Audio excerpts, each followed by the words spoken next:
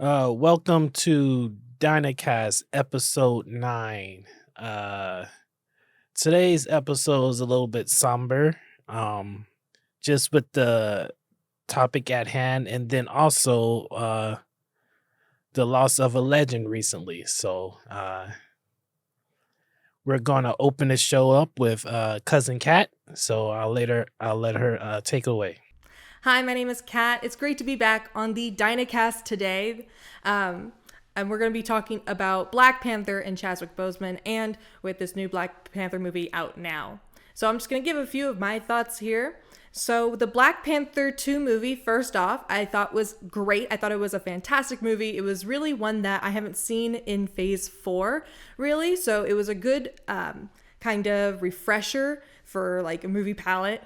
Since our last couple movies in the phase have been more goofy and more on the comedy side, this one was a lot more grounded and just a lot more impactful for the viewers, I believe. It was just, you got to see the characters really go through things that people in real life would go through, such as grief, especially in this movie, with the death of the first Black Panther and the actor Chadwick Boseman.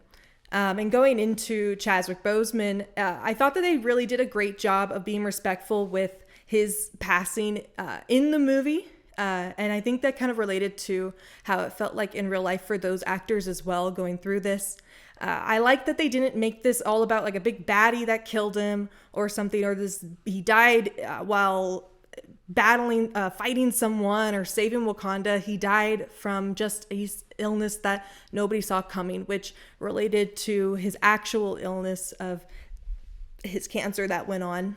So I really liked that they did it that way. It wasn't this big theatrical thing. It was kind of just to kind of start the movie off, have it explained just a little bit, not fully, just something that kind of came out of nowhere, because that's what happened in real life for a lot of these people, how he hid his illness while filming all these different movies he was in.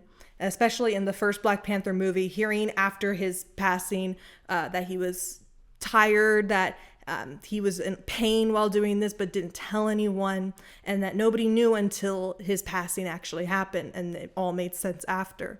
So I like that they went that route in the second Black Panther movie. And I thought Shuri did a great job as Black Panther. She wasn't my first choice for Black Panther. I wanted Nakia to be Black Panther because I thought she'd be pretty cool. I'm not a big Shuri fan, first off, so that's kind of why I wasn't too excited for her to be Black Panther. I knew she was going to be Black Panther. It was kind of obvious, but I didn't want the obvious choice.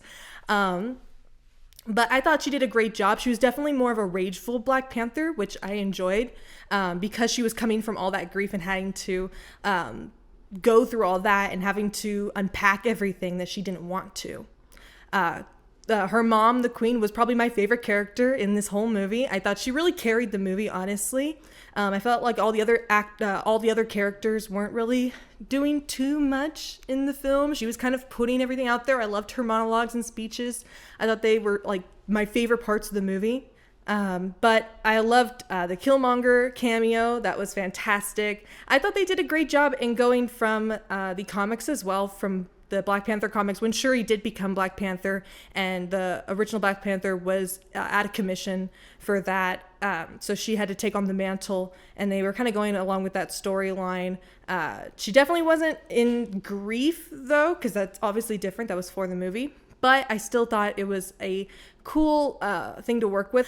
Her costume was fantastic. I loved the gold, and it was also representative of her makeup in the first Black Panther movie, and in her makeup in the funeral scenes with the dots. They kind of merged those together, which was great. I definitely think how the world's reacting to Wakanda without a king was great. How they think that they're weakened without their king, but they really aren't. I mean, it's Wakanda. They're fucking strong as hell, okay? So I don't understand why they thought that they really could do something. And getting to know the history of vibranium a little bit more, the more the lore is coming out, which is awesome to see. But those are my thoughts on the Black Panther movie and with Chadwick Boseman, and how they kind of how they went a great route with how they explained kind of why the first Black Panther is not there anymore. So I'm going to give it back to you guys, and I will see you guys next time. All right? Bye, guys. All right, thanks, Kat, for for your input on that. That was an ugly segue. Yeah, the whole episode's about to be ugly and sad at this point. I don't know how to pick. I mean, I never, because if you're here in the studio, I mean, I'm gonna edit and put Cat in. So this is just me just waiting, taking a beat, and then trying to respond to something that never happened yet. But anyway, I have with me here Darrell, Global Nerds. What's going on, y'all? And I am C. Gibson Rex. We're sitting on opposite sides today. Yeah, because I come in here like a highlighter. My bad. I didn't know it's gonna screw up lighting and camera work and all that. Just the color I had to wear today. Yeah. So yeah, today's topic is Wakanda Forever. And I highly what's that word I'm looking for? I highly suggest that you guys listen to the Black Panther Wakanda Forever podcast. Is behind the scenes and interviews. This is straight from Marvel Disney about the making of Black Panther Wakanda Forever. So spoilers ahead if you're lame like my brother and haven't seen the movie yet. And let's get into it. What were your initial thoughts of Black Panther?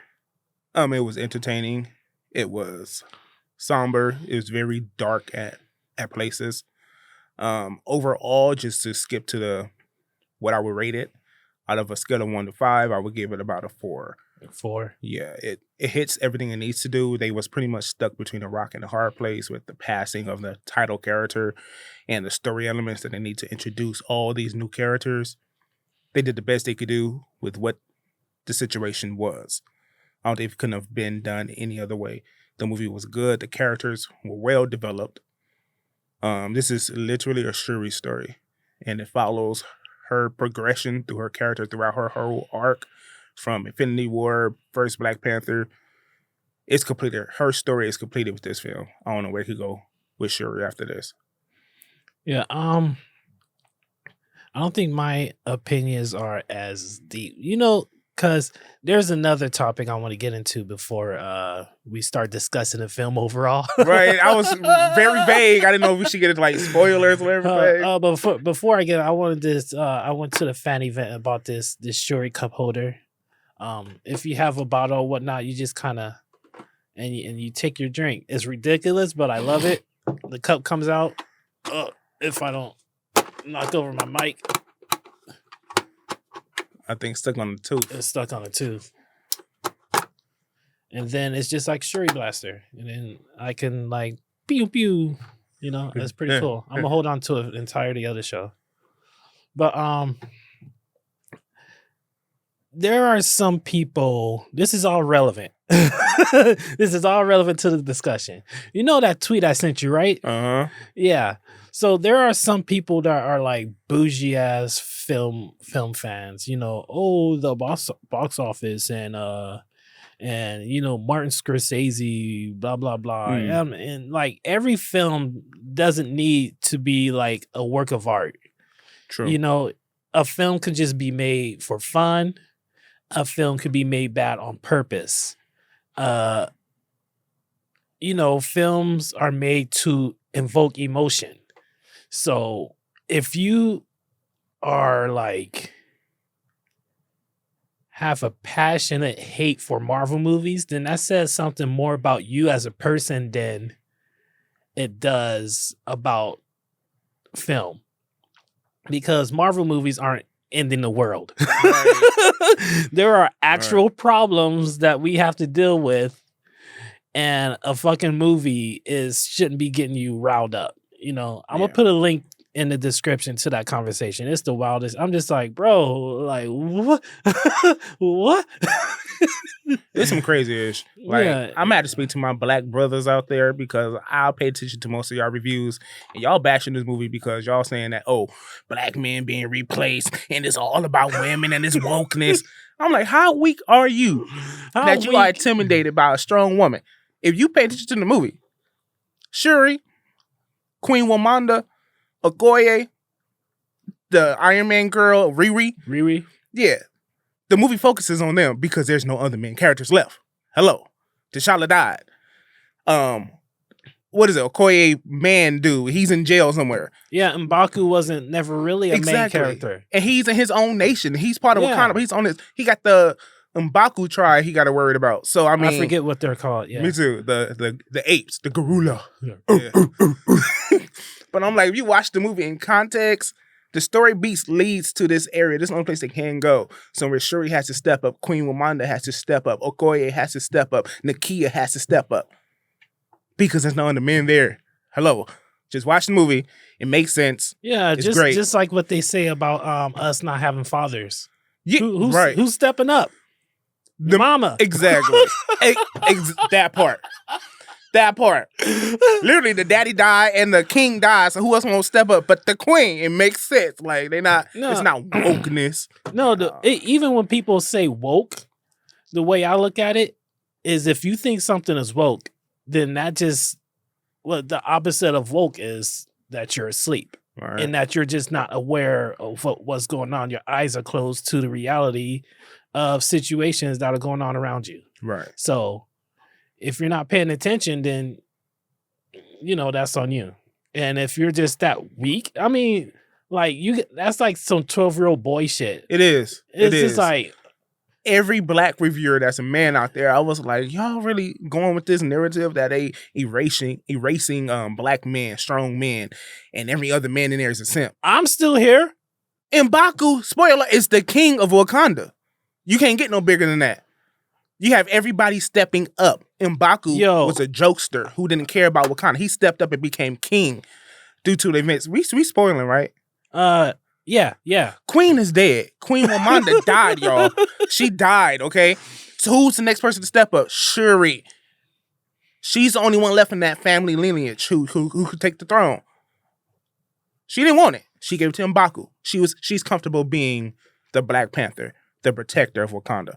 She needs somebody to lead. M'Baku is doing it. I didn't even take that away from. I thought she was just going on a visit at the end of the movie. No, she wanted to stay the protector. And M'Baku, she's in charge of the the military, and M'Baku's gonna be in charge of the government. Oh, okay. So they split what it was. It's really good. It's like I didn't think they was gonna go that route because it's very political throughout the movie. I figured because people were tripping over the two helmets, and both of the helmets were T'Challa's helmet. Right. And touching on that makes sense. Her brother is a noble one. He's silver. Is that her cousin?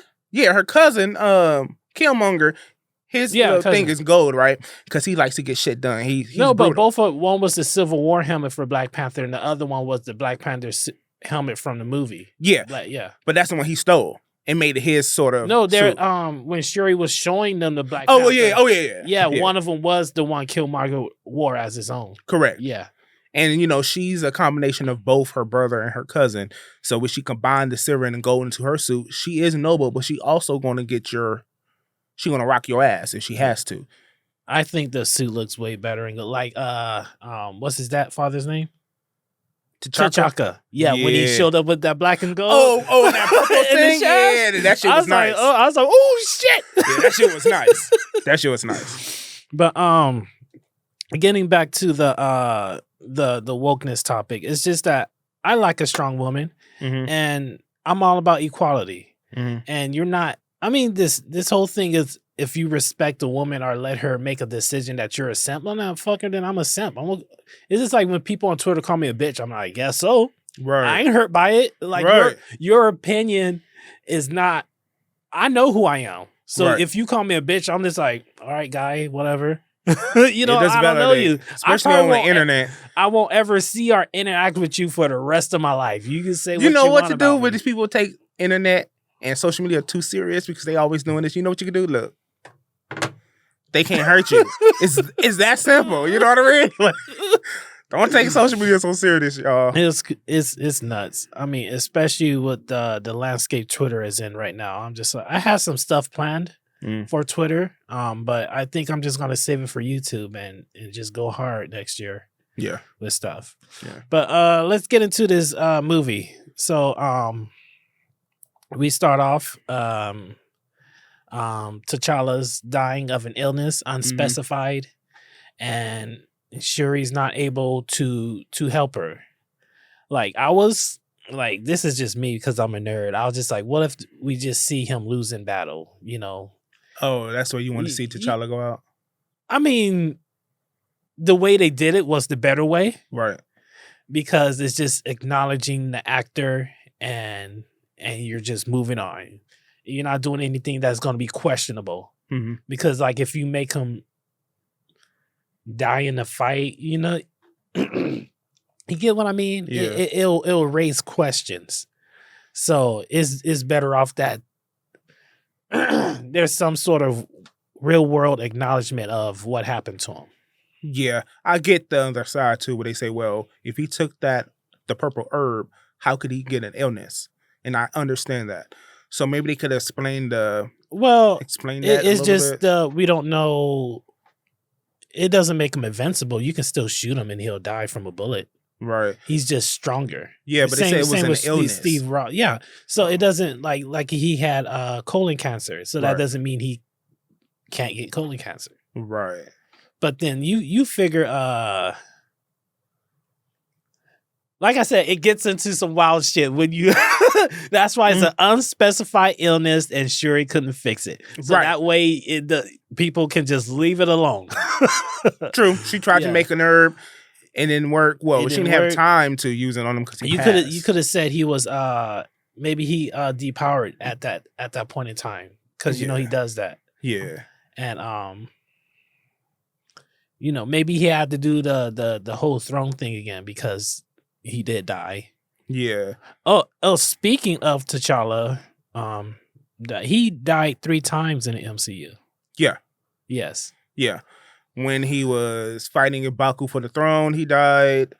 Don't you technically die when you take the herb anyway? Because they got to bury you. You got to. No. Oh, okay. No, because Shuri didn't die.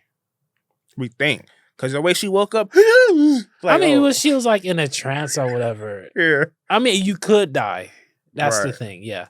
And then he died in Infinity War. Doing the erasure when they the blip? The blip, during the blip. Okay. We can count that as a death. Yeah. So he died 3 times in the MCU. Well, I mean, technically he is a cat, so they basically got 9 lives. You know what I mean? He just failed on his 3rd one. Does that apply to big cats or just house cats? I don't know. We're going to say that they have 9 lives. So Shuri, she died in this movie, just to let y'all know. And then, so that means she got 8 lives left. Shuri herself. I don't know about that. We could go that route. She got 8 lives left. But then we see the things are going to get a little like political, and I apologize, but this is just reality of how things are. But there's an outpost and they're out there drilling for they're looking for vibranium. Mm-hmm. And the way they talk about it is like, oh, what if there was a second meteor? But I'm just thinking about how meteors break up in the atmosphere when they're landing. But then if it's vibranium, it really wouldn't break. Right. So there's different fragments. I mean, if they found one in Wakanda, which is what pretty much founded Wakanda, and then we have this bigger, larger piece, which is now founding Telecon, which is in the ocean. Mm-hmm. They got to be some of the fragments somewhere that we may see in the future. Yeah, how many, since the dawn of time, how many vibranium meteors landed? Right. You know, some are buried deep within the ocean, and some landed on. Well, only one landed on the landmass. We know that for a fact. Right. But the rest of it is probably buried deep in the ocean somewhere. Yeah, because fast forward, skipping to another generation, you know, Wolverine, his adamantium claws is still a combination of vibranium. Cut through vibranium, right? It is vibranium. All right. It's fragments of some material mixed with vibranium, and that's how they call it an adamantium. So we know his people got to get William Stryker, and the military has to get their that's just raising more questions about when we get into X-Men. Well, they kind of set some of that stuff up with the France and the U.S. with that drill looking for adamantium in the ocean. So they kind of set up, you know, we're looking for it now. We know that there's more out there. So that kind of opens the doors to William Stryker and the military. You think about when we get into Wolverine, you know, Wolverine has to have happened in the past. So how, you know, regarding vibranium and somebody else outside of Wakanda having it, you got to think, you know. Oh, there was always the importing. People were stealing it and shit. What's Mr. Handman? Oh, Claw. Claw, Ulysses Claw. Mhm. Yeah. And there was unknown, vibranium out there, so they could have had it. They just needed more. But I digress on that Wolverine stuff. And then the French and Americans were trying to swindle vibranium while scolding the Queen, Mm-hmm. and that's just some real life shit. Yep. It's just like, Europeans are always trying to take shit that don't belong to them. Mm-hmm.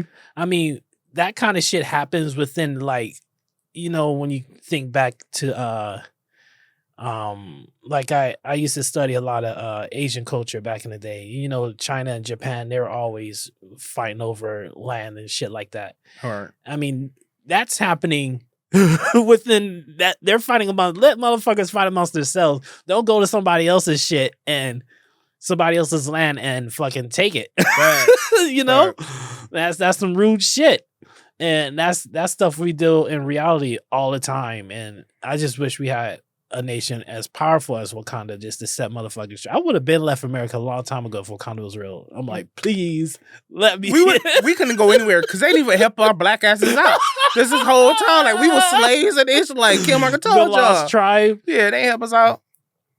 They so hidden and secluded. Like, well, let them go over there. No, man, I would have had to been gone, dude.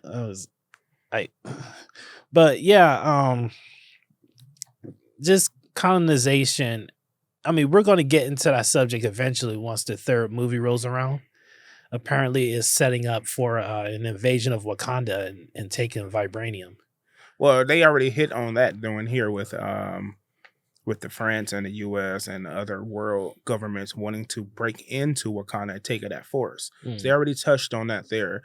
And Queen Wakanda was like, we knew what you were doing because we know you guys are dangerous. It's not vibranium that's dangerous, it's you guys. So she showed them mercy, which is something that they wouldn't have done to Wakanda because they literally broke into one of their safe houses. Yeah, they would have slaughtered everybody and took the shit. Exactly. But was up in there. We talking about the black bald-headed Xenas. They screwed them asses up. I love Okoye and her team. They just the best. Dora Milaje is just great. So they brought them back. They didn't kill them. They just walked them up into the house. It was like, shame. These are your men. You guys came here. Wanda was like, if you guys do it again, we won't show you no more mercy. And she meant it. And through the whole movie, we didn't see America, France, nobody trying to break into Wakanda at all. Exactly. Like, don't play that shit again. But that just opened up more questions because future films going forward, we know they're going to have to invade again, especially after the world now knows. They probably they gotta play the game, the politic game. Yeah. But I mean, they don't have a queen. And if M'Baku has to negotiate, we know M'Baku, that's just going to be so crazy. I can't wait till we have to negotiate. I think that's probably a good setup because he's so brass. Yeah, and prideful. Mm-hmm. And because he was down to kill the fish man. Oh yeah. He was ready to kill Mr. He was down to do it, but then he didn't. So I feel like Wakanda may fall and it's gonna suck. Yeah, they made some stupid ass decisions. First of all, when the first fish man snuck up on the queen and the princess and could have slaughtered them and no one even knew, where are y'all defensive? Like, do y'all defense only go from land to sky? Y'all forgot about the oceans that y'all surrounded by? Because he just snuck up in there more than once. Oh, because you figure people don't swim like that. If you're the greatest nation, you should have some type of defense against all things that you won't even imagine. You know what I mean? Like, y'all should have expected something like this. If y'all got a black ass Panther walking around with superpowers, and y'all know about the Avengers and everything else, what to stop Thor from smashing up into our country? You know what I mean? You figure they should have increased their defenses. Post Avengers. Yes, post Civil War. I would have, and the blip, I would have definitely had all type of technology going on. Yeah. That's true. That seemed kind of fishy how Namor, the proper pronouncing, right? How he just snuck in there and it just cuts off at the water instead of going deep into the water. Yeah. Because he got in there more than once, and I mean that was to Wakanda's downfall. So the people of Telecon. They're blue when they come out of the water, Mm-hmm. but they're brown when they're in the water. Yeah, I like how they did that because that's where their natural habitat is. That's how they breathe. Well, I don't want to say natural habitat. It is now. They're not human anymore. They was turned into fish people by their god. I don't know the name of the god, but they drank the herb. So no, wait, it's only the people who were the original people from like the 1500s. They turned blue. But all of them. If the loose people down there, like the kids that we saw swimming, no, but those people were born down there. Yeah. So it doesn't really explain that really. So do they turn blue? Yeah, everyone. Because it's like taking a jellyfish or a fish out of water. Deep in the ocean, they're one color, but when you take them out, they turn to a different color because they're oxidizing. They can't breathe our atmosphere, so they're changing color, which is why they turn blue. Because their skin can't get off it. But when they back into the natural habitat, which is the ocean, they look like their regular pigmentation. Oh. Mm-hmm. That whole thing's weird. Like a goldfish. Don't take y'all goldfish out of water. They suffocate. I'm just saying, if you take them out of water, they would be a different color. You know what I mean? They're going to suffocate. That's the fuck is going to happen. You're right. Don't kill y'all goldfishes, but I'm just letting y'all know. Before we get too much deeper into Namor, we're going to cut to Rosa, and she's going to give her thoughts on the people at Telecon and her thoughts on the film. Hi DynaCast viewers, I'm Rosa and I'm going to be talking about Wakanda Forever. One of my favorite moments of the film is when Namor and his people are introduced. I feel like they represent the Mayan culture and they have a lot of similarities when it comes to what they wear and the weapons they have. Also, I couldn't help but notice that they had stretched ears, which also made me feel connected to my Mayan roots as well. One of the other elements that I enjoy about this film is that gender does not play a factor when it comes to any of the warriors and their journey. The fact that Namor states that he's a mutant just goes to show that the MCU is going to be introducing more mutants into the universe, and I'm very excited for that. I also feel like this film tackled colonization while promoting the unity of people over a common enemy. I enjoyed the representation from the Hispanic community in this film, and I definitely recommend watching this. It was a good sequel to the original Black Panther. That's interesting, Rose. I really agree with you. Whatever you just said, Rosa, it was very pleasant. It was very pleasant and sweet. So Namor, he is really different from the comic books. Actually, yeah, I'm gonna leave that alone. I had a thought I was gonna say it, and then I decided not to. Oh, is it about him being a mutant? No. Oh, fuck it. I went to the fan event as I mentioned at the top. So costumes of Namor. Wherever I'm gonna put it at. Namor. And he's really different from the comic books. So, I always assumed he was Asian because he had the narrow eyes, And I like this version better. He seems more not generic. And he's not they tried really hard not to make him like Aquaman, Marvel Aquaman. Yeah. Like it's not even referred to as Atlantis. There are Atlanteans, and it's just something, even how they shot underwater, it looked like people underwater. Because they did. They didn't use it's obvious that they did that in the water. Yeah. And everything moves like it's unlike when you look at Aquaman and motherfuckers are just walking and talking on the ocean floor like it's nothing. Which I don't have a problem with that, but at least doing it the realistic way is limiting, but it's also interesting. I like how they don't speak underwater. He spoke underwater. Yeah, but they in like a cavern when they speak. They're not actually floating in the water speaking. No, when he was on the throne, he was speaking to everybody. Oh, they sure was speaking. Yeah. They just How talk. the hell do y'all? Okay, I have to give it up to You can hear a sound. And I'm just sitting like, huh? No. If you think about it, we talk on the surface, right? Because we're breathing oxygen and talking on the surface. So if you apply that underwater, it should work the same way.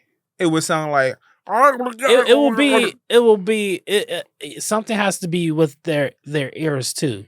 But you can hear underwater. It's just real muffly. Yeah.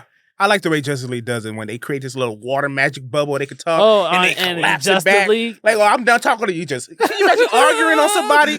You're like, fuck you, boom, and just swim away. That'd be the best argument closure ever. I don't want to talk to your ass no more. Just blah. And this kind they just float away. Right. But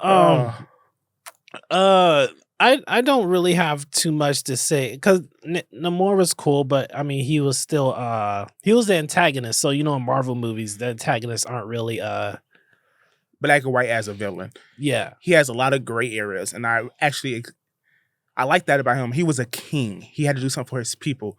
All he knew was pain and loss. You know what I mean? He didn't have anyone to teach him. He held on for a grudge for a long time. I mean, his name, right? I mean, but that's how you was born. Your name. You got your name for being a child without love. Yeah. So that's why his name is Namor. I mean, I would have done that too. Oh yeah, I would have burnt the earth a long time ago. Sure, it's stupid. I'm sorry. First of all, if he would have came up to me, it was like, I want you to burn the earth with me. I'm like, yes, daddy. I burned it. Like, okay, what we burning first? Like, what we burning down? She's like, nah. Nah, I mean, that's... I'm of two minds about it, honestly, because, I would say as a human, I'm low-key heading towards my villain arc. But then at the same time, I'm just like trying not to. Everybody's heading towards their villain arc, especially with this presidential candidate coming up. I'm just like, you know what? Let's just burn it all so we gotta start over. Fuck it. Fuck it.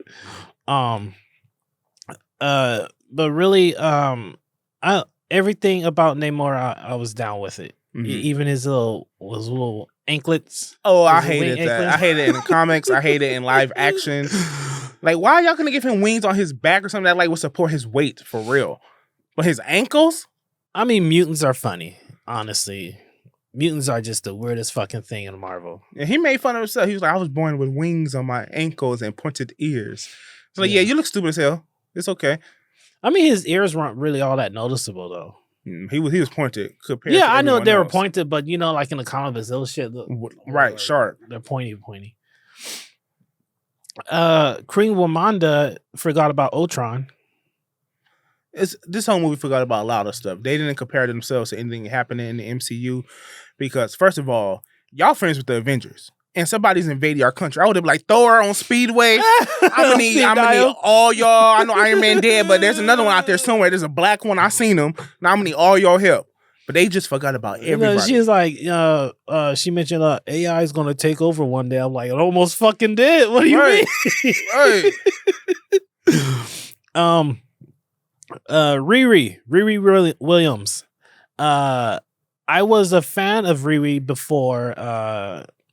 She was the big hotness because when Marvel did I forget what that line of comics was. It was just like their reboot, right? And Iron Man got this new suit. It was real angular, and he had a samurai mode in the comics. I'll put the issue 1 up so you guys know what storyline I'm talking about. I tried to deep dive into Riri, and I got discouraged because there's a lot of books where I just didn't know what was the beginning. There were all these number ones, and I was just like, okay, I get the idea of it, but overall, I just like the concept of Riri Williams. And I had a tweet some time ago, and I bookmarked it. I think it's from 2015, or it may not be. It was a while ago, and I was like, "Hey, Riri was at that speech where Tony Stark was at MIT." I was like, "Riri was there. She had to be there. She had to be there. She's there." And that was like her inspiration. It was a lot of missed opportunities. For one, to get the money, she could have been a recipient of the Tony Stark, what did you call that? Grant? Yeah, whatever, she could have been a recipient of that. I mean, going fast forward, skipping some movies, we do know that Michelle, MJ, from the Spider-Man universe is going to MIT. So, I mean, they could have some interactions there. I don't know if Peter Parker going to go back to MIT. Nah, he ain't going back. He lost out. He lost out on that. Nobody know who he is. Oh, yeah. Oh, yeah. Okay, I forgot about that. Yeah, nobody knows who Peter Parker is. Um, I kind of makes me wonder how Ironheart is gonna pay through because she went from like her Mach 1 Mm-hmm. to her Mark 2, which was basically how she looks now in the comic books. Mm-hmm. And now she's got to downgrade and do it all over again, you know? For her own show, because we do know Shuri, again, I don't agree with this decision that Shuri made with saying you can't keep that suit. First of all, bitch, I just saved your life and all your bald-headed people's lives. I would have kept the suit. You know what I mean? Like, she fought and she didn't know y'all. For one, like, the suit is made of vibranium. So, she earned that. That girl earned that suit. She had to go and face off against Namora by herself, and she ended her. I would have gave her some sort of tech, but not the whole suit. I'm like, look, you earned it. You didn't have to fight for us. We never fought for you. Wakanda ain't do nothing for us black people outside of Wakanda. They let us all die and suffer and pain and become drug addicts and all that. Well, look at it. That was like well over 400 years ago. So I the don't people care. responsible for those decisions are long dead, you know? They should have let her keep that. So she had to fight Telecons or whatever you call them for Wakanda. Like, I would let her keep this suit. But we know she's getting her own show, Disney Plus show. So maybe we're going to see where she's been in her new suit. Mm. I mean, she's smart. She could definitely stole some of that. Oh, I mean, she made the vibranium detector. Right. Yeah. The girl genius. Yeah. So we're going to see some more suits up in there. I hope it looks more Iron Man-ish. Iron Man-y, however you want to. Maybe she can meet up with Pepper Potts, and Pepper Potts like, I don't want this purple suit no more. So you got the scraps and make whatever you want. Oh, well, damn, what was that? She has a name. Pepper Potts is her suit has a name. We got Google. Let me see. Pepper Potts Rescue. Yes, there we go. And yes, but. Like, I feel this film overall didn't feel like a Marvel movie at all. And I like that. That Winter Soldier is another one. Mm-hmm. And it feels nice to have them. All right, the way I look at it, like, I understand Marvel's approach. But, like, let's say our lives. Right. And then you compare our lives to Elon Musk. All right. He's living a life. He does whatever the fuck he wants. So the whole atmosphere around how he lives is different from we got to wake up every morning. We got to get dressed. We got to go to work 9 to 5. And I'm just trying to see how I'm comparing to a $44 billion year old man, who owns that's the whole point. We both live on the same planet. You get what I mean? Same 24 hours. I know. Yeah. So how we live is going to always be different from how somebody else lives. So like when you apply that to movies, I like to like, let's say Batman, the Matt Reeves Batman. Okay. That world can still exist. Not saying this is what I want. That world can still exist and you can still have a Superman. Correct. Because Batman is a grounded hero. And he, you don't need to make Batman fantastical because of fantastical things are happening in his world. I get it, which is why I love the film Dawn of Justice. It had those two parallels, a rich man and an alien. And I like how they showed the differences, but they coexisted within the same universe. And then DYNA showed up and she's a god. So you got human, god, and alien coexisting in the same universe, and it didn't seem like a conflict at all. Yeah. Marvel, I love them, but they make it a conflict with Thor and his other people. They bring down these gods to the level of humans. First of all, how is Natasha a human and Hawkman a human? Hawkeye. Hawkman. Fighting with all Hawkman these gods, right? Black Adam.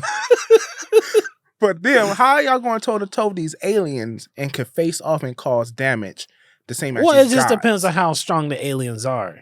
Because Natasha can hit an alien and then Thor or Hulk can hit an alien. That's a whole different impact. But the thing is, we still human. And those things from the first Avengers movies that came down from the sky, those aliens, they had armor on that when Hulk punched them, it still didn't dent. But you got little bitty Natasha punching them and they're going out. Like, it didn't make sense there to me. Look, we watch Power Rangers. Okay. I get that. I get it. I get it. We watch Power Rangers. So but on the DC side, at least they made it more realistic, like giving them powered suits or something to go toe to toe with these. Yeah, I mean some like Batman was useless at BVS. They showed it. Exactly. He was running. Exactly. He was running. He was the guy making the plan. Like, you guys, you know. But in Marvel, you wouldn't have seen I almost said Wonder Woman. Yeah, you could replace Wonder Woman Natasha. That would have been Natasha fighting off against Doomsday in Marvel. Like, what? She literally fought off against the Thanos kids, whatever they're called. Oh, yeah, she did pretty. Exactly. She handled them, and they literally beat the ass out of Vision and it's Scarlet like Witch. the power discrepancy is just like, are they holding back? Exactly. How much are you know? Because if you're there to kill somebody, it's just like when a little kid try to step up on you, it's just like, what are you doing? Exactly. And you grab the little kid, and then they're just like, exactly. You know? And that never happened with Natasha. That part when they attacked Vision, mm-hmm. and I think Natasha was holding up the bar, and she was just like, you know, fighting. Exactly. It's just like, how weak is she, or how much is she holding back? And if you come to kill humans, you don't have no. Why would you downgrade your power level to go against this blonde girl, and then you go against this red girl who can literally take out your master? Okay, you know but what I mean? we're going on too much about what doesn't matter. The point I was trying to make is that you can have movies of different tones exist in the same universe. That's the point I was trying to make. Sorry, I know I'm going deep. I'm deep into it. But we spoke about apparently M'Baku is running Wakanda, which is why they never called Shuri Queen. Yeah. Yeah. Yeah, she's staying Princess Shuri. She wants to stay the Black Panther. But eventually she's going to pass the mentor off because I think she's just tired. Shuri, she lost too much. She just over. Yeah, she's done. And before we get into that ending, I always wonder what Africans think about African Americans portraying Africans. Just non-Africans in general, because isn't some of them from Europe, right? Yeah. I mean, they're British. Yeah.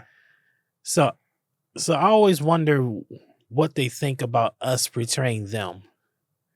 Because, you know, there's an uproar in America when non-gays play gay characters, you know? I get that, but I mean, in Africa, I'm pretty sure they're playing Americans, so it's really... I mean, I wouldn't doubt it, right. But I never seen an African film. But yeah, that was just something I wanted to bring up. I'm like, are they offended? Do they laugh at how we portray them? It's just like when the British people was like, oh, when Americans do British accents, or when British do American accents, you know, people have things to say. Yeah, you know. I can say some of these British people got some great American accents, like Tom Holland. Yeah, he sounds American. I forget. Idris Elba sounds American all the time. Yeah, I'm just like every time I see him on Instagram, Tom Holland, I'm like, oh yeah, I forget. I forgot he's not American. But let's talk about that ending. Geez, what's the kid's name? T'Challa Jr. No. His Haitian name. His Haitian name is Lord. I just seen it too. Let me go back. Toussaint is his. Yeah, Toussaint. There we go. Mm-hmm. Yeah, so little Toussaint.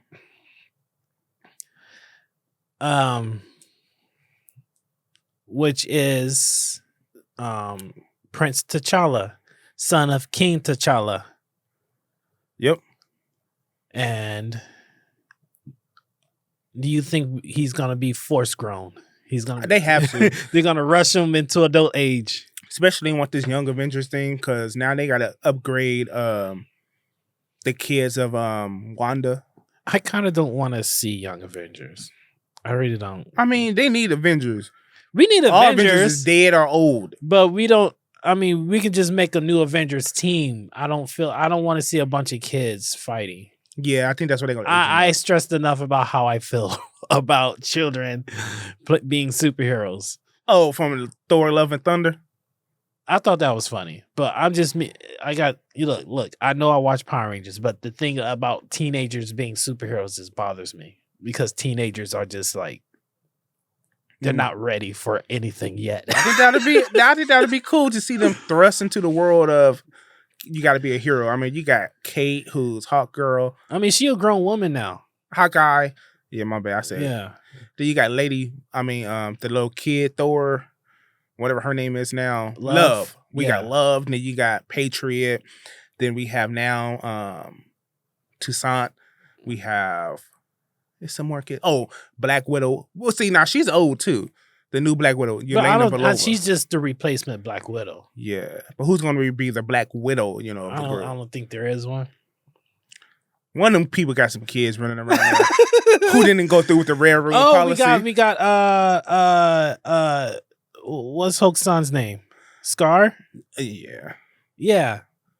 So, we had to pause on that nigga ugly. I don't know what was up with that haircut. I was like, why everybody talking about his hair? Yo, it's Scar. like, you ever watch one of those old kung fu movies and they got their hairline start back here at the ponytail? Like, what's that movie? Yeah, that's what he was doing. Crouch Tiger, Hidden Dragon with the little sword. I watched a lot of Jet Li movies growing up. Uh-huh. That was the style they all rocked in those movies. But that I didn't think twice about it. I'm like, oh, he's doing that. But I guess because he wasn't bald, because he kind of was edged up. Mm-hmm. He just came out looking like that. I was like, come on, Scar.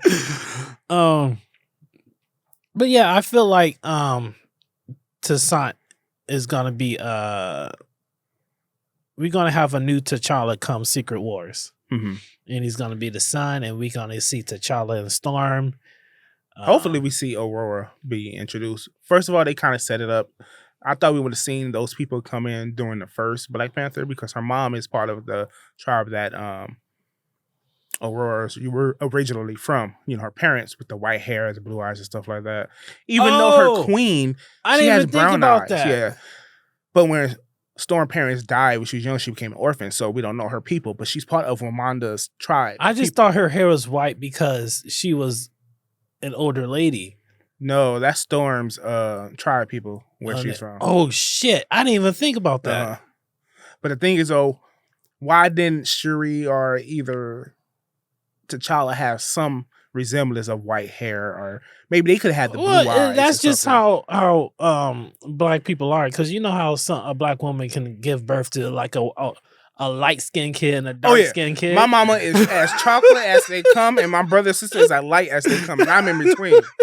So, yeah, I get it. So, it's just like, it's 50-50. You get what you get. Mm-hmm. You know, it's just like when one parent has green eyes and the other one has brown. Right. Good luck. I wish both my parents have brown eyes, but I wish I had colored eyes, you know? I like my brown eyes. Yeah, brown is... But back to Storm. As you can tell, I wish I had green eyes. Color correct today, green eyes. But I want to know, is Storm blue eyes? Is that part of the tribe? Is that part of her mutation? I would say that's just her her eyes. I wouldn't equate that to a mutation at all. Oh, okay. Because I know the white hair has nothing to do with the mutation, even though stupid ass X-Men Apocalypse made her white hair part of a mutation from Mr. What was that robot looking man?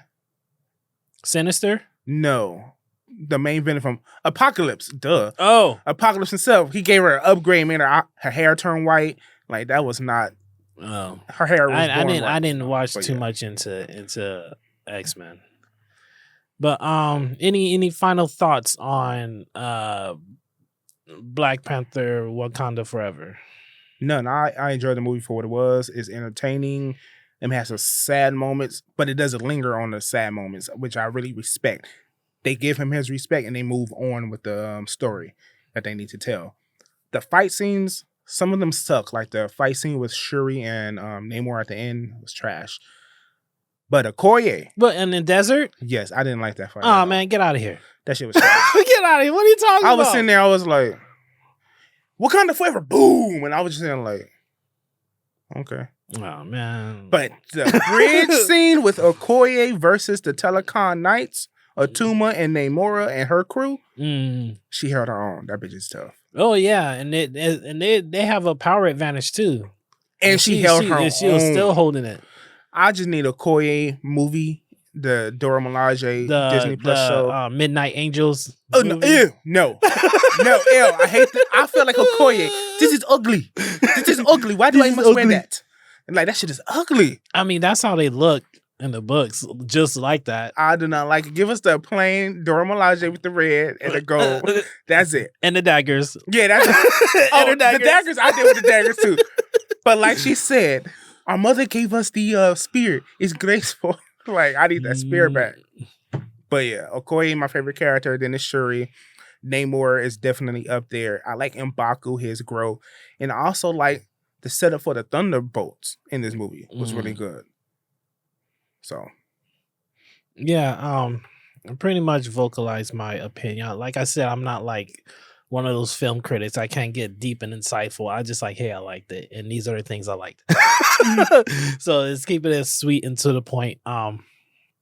again, you can't go deep if you want to, like some of these reviews. Yeah, I need to watch but it has to like be 4 or 5 justified. times. Yeah, It needs to be justified, not just your wokeness or your weakness because you don't like to see a strong black woman. That's ignorant. yeah, and then I don't me taking notes while watching a movie. I was like, Oh, I took notes. I had to see the movie 3 times. 1 for enjoyment, 1 to see what everybody was complaining about, and 3 to put my own opinion.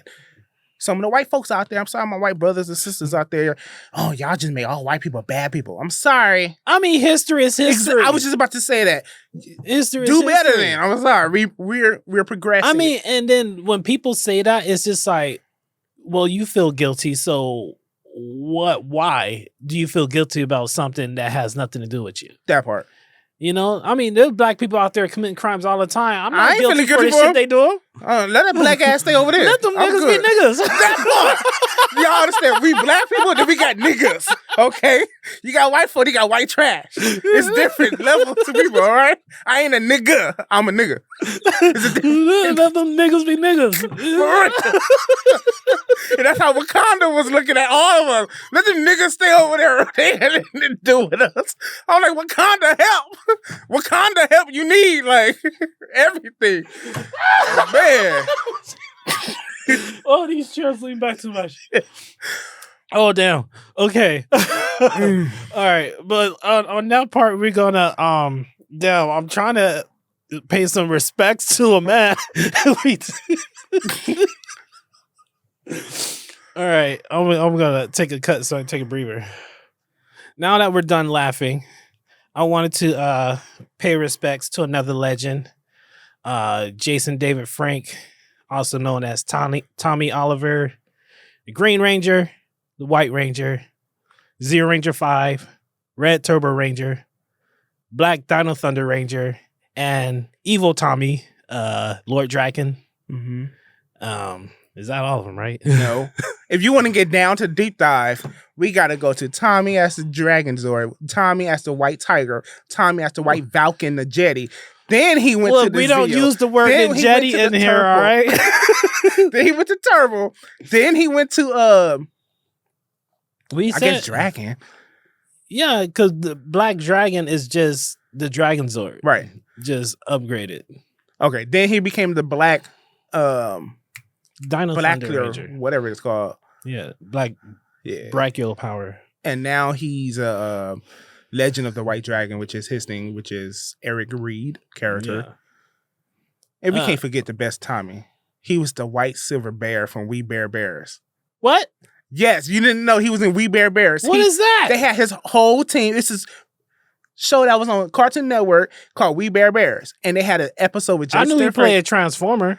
Oh, he played Transformer too, but he was in We Bear Bears. And he was the Silver Bear Ranger. And the other 3 became the yellow, the red, and I think I don't remember that. the green bears. They were superheroes. Google it. We Bear Bear Power Rangers. It was great. I'll put a clip in when I find it. But he was also Family Matters. He was a bully. Uh-huh. Yeah. JDF, he did a lot. He was around. Homie was around. Now he's with his brother, living it up in the afterlife. I'm trying not to be so such a downer about it. Well, you we know? can't be because Jason, his life, he was never a downer person. Like some interviews came out that just really put context to who he was as a human, Yeah, as an actor, as a person. I didn't even know some of the stuff. I was Yeah. like, he was just like a stuck up asshole just based on some interviews. And just to see him, it was like, no, he was the complete opposite. He loved what he did. He loved the fandom where he wouldn't even take money for some of the stuff he did. He was just a great person. He enjoyed life. Like he was really dope. Yeah, he was Tommy to an Right. extent, you know? Right. That was his pride. Out of all the actors, he was the one who was just like, I'm the fucking Green Ranger. Right. You know? And I mean, to me, he's just always Tommy the Green Ranger. Yeah. I realized he was like 5 different colors after that, but Yeah. to me, he was better in green. Yeah, he was a lot of He people's- believed he was better in green. Question though, was he Yeah. your favorite Ranger? Jason was my favorite. Mine too. Jason, Austin the Red St. Ranger. John, Austin St. John was my favorite Ranger. yeah. Still is. Despite, you know, the person Austin St. John is. these Again, we days. gotta separate character from Yes, actor. Yes. We The had actor that sucks, conversation. but the character is dope. Yes. But like also JDF, you know, despite you know his character, you know, outside of the TV show, you know, you got to put that aside when, you know, everyone is struggling, everyone is just faking it until they make it in reality, honestly. I'm doing it right now. And it's just you never know what people are going through. Right. Like I read that TMZ article, and I'm a very visual person, Yeah. and I seen it happen in my mind's eye, and that's some shit. It's just like fuck. Well, I wish I didn't read that. Yeah, I didn't even reshare that on any of my pages. Well, I shared the initial that he passed, but I didn't share the article that they came up and followed with the details on how he passed. That's pretty much irrelevant to me. But just everyone struggles with depression. And if you ever feel so alone where you can't speak to anyone in your circle, reach out to a stranger if you have to. Just be like, look, I don't know you. This may seem weird. You could block me after this, but I need to get something off my chest. And if you don't want to go that route, text or call 988. That is the hotline that you can reach to and speak to some professional help. Or people just like us out there who this is their job to listen to you. You can text, call 988, which is the hotline. If you ever feel so alone to where you see your only outcome is taking your own life. Yeah, I mean, everyone's going through it. Trust me. And there were times where I was just like, you know what? I don't want to do this no more. But then it's just the actual thought of the action. I'm just like, it's gonna hurt. No, that's real. You know, and I was like, I don't want that. You know, I'm not a fan of pain. So it's just you have to it's always good to have real friends around you. Because you know, some people get caught up in their egos and they just can't be wrong. And there's nothing I'm wrong all the time, every day of the week. And guess what? You learn from being wrong. You learn to correct yourself, and you learn a lesson. And then now you know you learned the thing. True. And it seems like people have a problem with learning. So it's humble yourself, and it makes life easier. Right. And in that sense, you realize that you're not alone in your struggles. There are people. We're all going through the same thing, just in different points of our lives, you know? Right. And You know, money so- don't changes anything. You can have the fame and all this type of stuff that literally doesn't take away what you're feeling eternally, because this man had everything. We hear about celebrities taking their lives a lot, and you're like, oh, they on top of the world. They have fortune. They could do whatever they want. How are they so sad? That doesn't equate to happiness. You can Yeah, be it's just like poor you and can be so surrounded happy. by people and still be alone, you know? Exactly. Like, I mean, despite, you know, reading the article, you know, despite what he did, he obviously still gave it down, you know? Oh, he did, because he fought to the end. He just lost the battle with depression. Yeah. But the article basically states he got into an argument with his wife as they were going through, you know, the divorce, or trying to even work through it. And even though while you're trying to work through it with the person that you love, just one fight can really. Yeah, the thing is everything takes time. No problem can be solved overnight. Correct. Not unless you're Thanos. But but everything takes time. And you need to give yourself time to heal, time to think, and time to process what it is that you're going through and what you're feeling. Reflect on your actions. With every action there's a reaction. And there's consequences for your actions. So you just really go like everything you do. It's like the little ping pongs, the little silver balls. Mm-hmm. Yeah, that's those Cause are your and effect. actions. Yes, there's a cause and effect, and the only way you learn is in life is if you look back at the things you did and you think about why did that happen, you know, and kind of add context to it. Yeah, it's a learning moment. And learn from the things that happen from your actions. Yeah, for anybody out there that's feeling like, yo, this is it, I can't live anymore.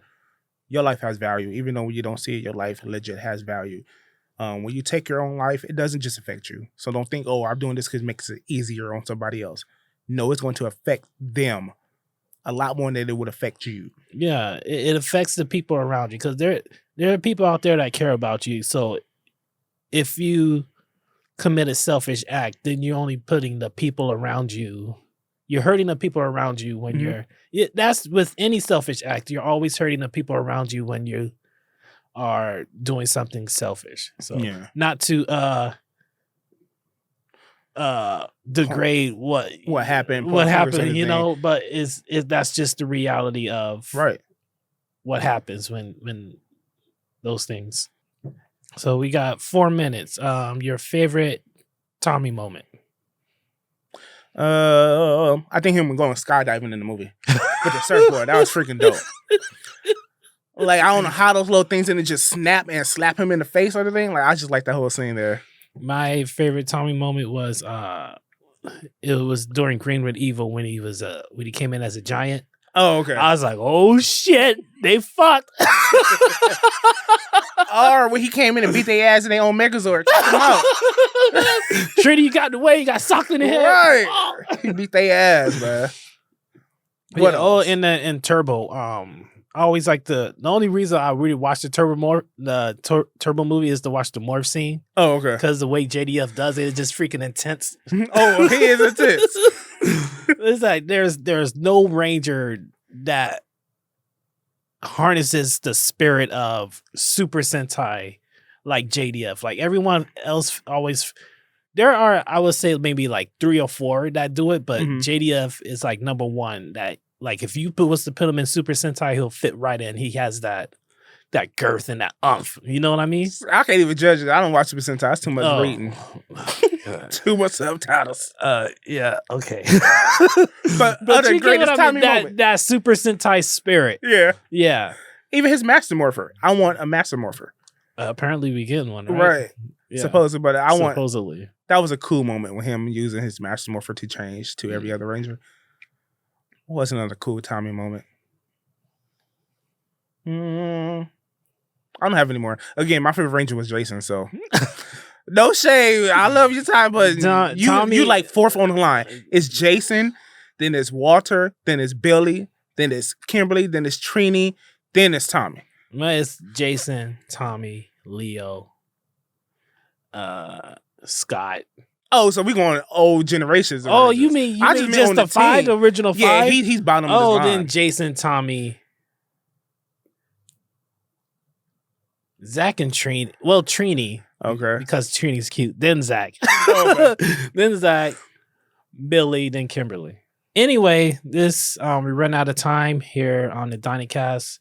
The last episode for 2022. We'll see you in 2023, maybe February. Oh, February for sure. I'm gonna spend the first month of January planning shit out. Okay. You see my kaiju, right? That? No. Your Tesla? Never mind. Anyway, this has been Corey and Darrell, DYNAcast episode 9, and we'll see you in the new year. Peace.